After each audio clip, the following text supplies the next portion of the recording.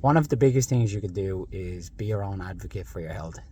If you sense or have a feeling that there's something wrong, you know, get it checked, obviously. I before all this kicked off for me a few years ago, I was just, for the months leading up to that, I was feeling rough every morning. I was feeling like I was feeling nauseous all the time. It wasn't enough to stop you going about your day, but it was enough to make you notice it and just not feel right. And I was going to I went to the doctor a couple of times, and I thought it was something to do with like what I was eating. They thought it was celiac at one point. They done a test on that. That wasn't the case. I done the camera work, and that wasn't the case at all. So they didn't have a clue that it was anything to do with the cancer, because there was nothing shown there. Or, I don't know, maybe the signs weren't pointing at cancer at the time.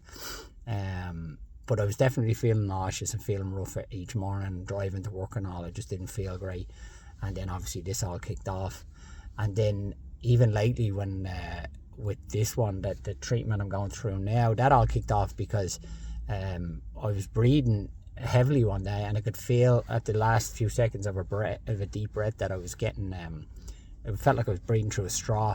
So I brought that to the doctor's attention, and I had a scan that week anyway, just a checkup scan, and nothing showed up in it.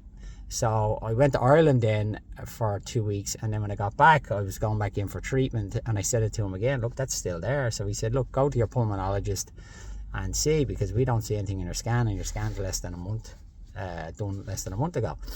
So when I went into my pulmonologist, they done a quick scan again, and they could see something small in a tiny airway that I have in the mid-lobe, your right mid-lobe lung, if that's the correct way of saying it.